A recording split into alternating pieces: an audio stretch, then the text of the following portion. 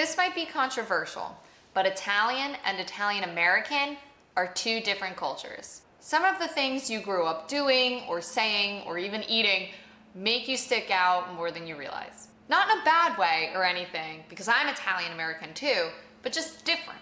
In today's video, we're talking about the biggest cultural differences between Italian American and Italian. And trust me, the last one is the craziest one yet. I'm Maria, and I grew up with my Italian American family in New York, and I've also grown up a little bit with my Italian family over in authentic Calabria. So I've seen up close the differences between the two cultures firsthand. Okay, real talk. So I know a lot of us have learned either Italian curse words, if that's you, comment below, or dialect words from long ago from our relatives or from even the internet, movies, things like that. You know the ones.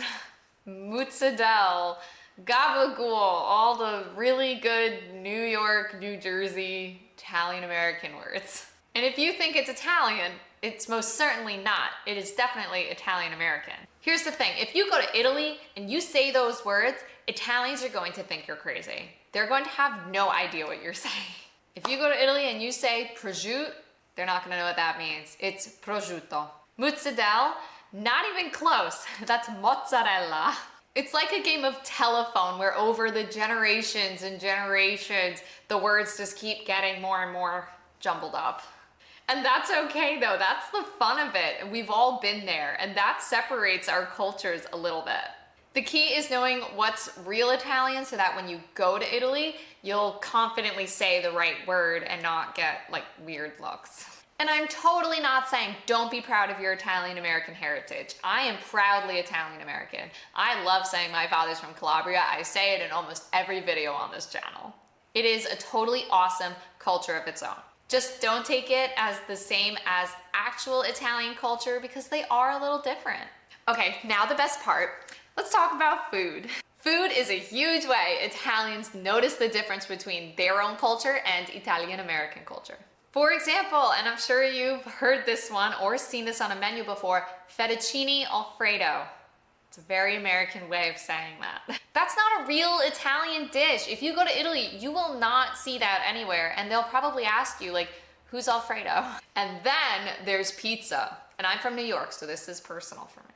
In the US here, we have like Chicago deep dish and pasta on pizza, and we pile it high, and then like, I don't even want to say, there's like pineapple sometimes, which is like a big no-no, right? Comment below if you've actually ever tried that.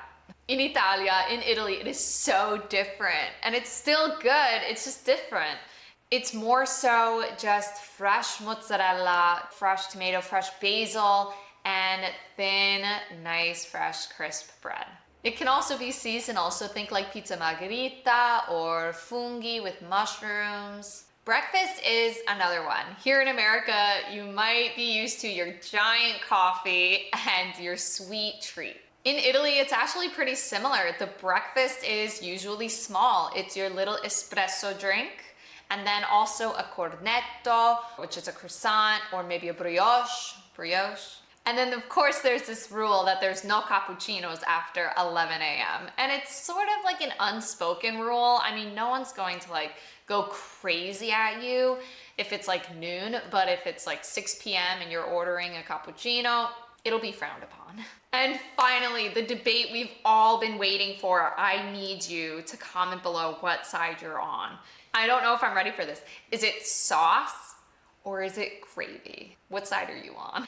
And when did this even become a thing? My family, my dad being from Reggio Calabria specifically, he always said sauce, and we say sugo. So I don't even know where gravy came from. At the end of the day, our cultures, both Italian American and Italian, are fun and incredible and just loving, amazing cultures to be a part of. And I'm really proud to experience authentically both sides of it. If you want to feel more at home in the Italian culture and learn a bit of the language while you're at it, then click the link below for my free Italian lesson for beginners. It's meant for people just like you and me who have Italian heritage. And if you've been thinking that ciao is the absolute best way to say hello and goodbye, think again and click this video right here and learn what Italians actually say instead of ciao all the time. Alla prossima, arrivederci.